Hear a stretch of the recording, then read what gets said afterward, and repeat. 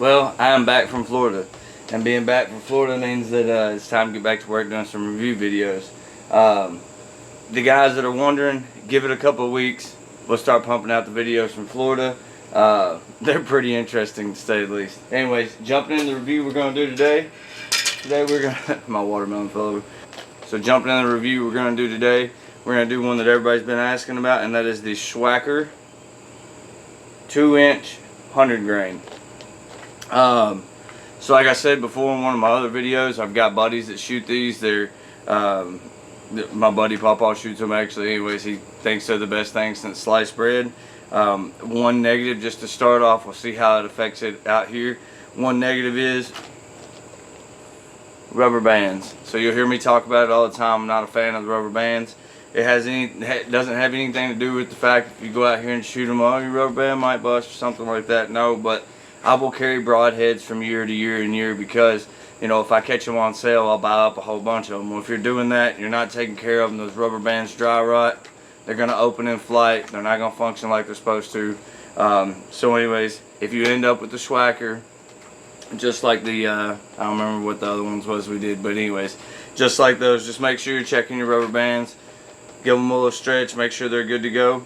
So, one good thing about the Swhacker, back end of it, you got this thing, looks like a field tip. I can tell you now, I've shot these a whole bunch of times. These fly just like this. They fly just like this. So that's one thing about a Swhacker I will give them props on, is they fly just like a field tip. 50-yard test, just like the other ones, within an inch. And like I said, I'm not the best shot in the world, so that's probably a little bit of me. So anyways, without dragging on, we're gonna get out here and do some shooting. Again, it is the Swhacker 2-blade 100 grain. It comes with 5 extra rubber bands in the back, and it comes with your little practice broadhead. So here we go.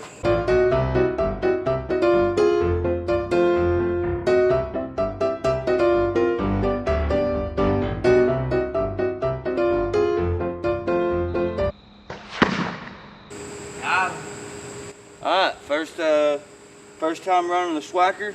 Let's see what it looks like. So first we're going to do the same thing as always. We're going to touch the penetration from the watermelon out. It's right at, I don't know, it's 14 7/8. So it's right at 15. That's hard to beat. That's pretty good comparatively speaking to some of the other ones that we've had.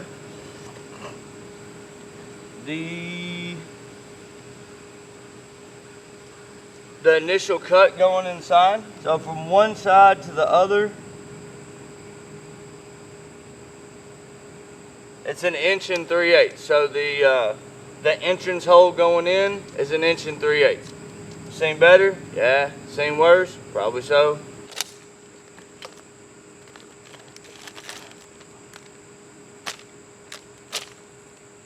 Alright, so center punch the watermelon.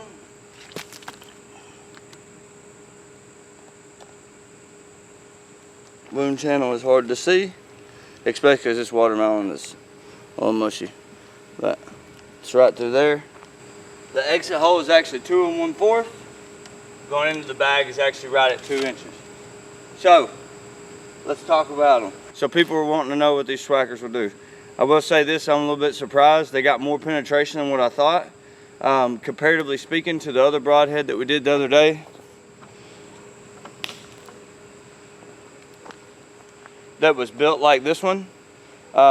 This one's just built, it's built different. So it's built a lot better. This little end cap piece, you know, I was talking about with the other one, it screwed off. I'm not gonna say this one doesn't screw off. I'm gonna say my fingers aren't strong enough to do so. Flies just like a field tip. So on that front side, whenever we first shot, we had just over that inch cut. So a Swhacker, the way that it works, it doesn't open until it gets inside.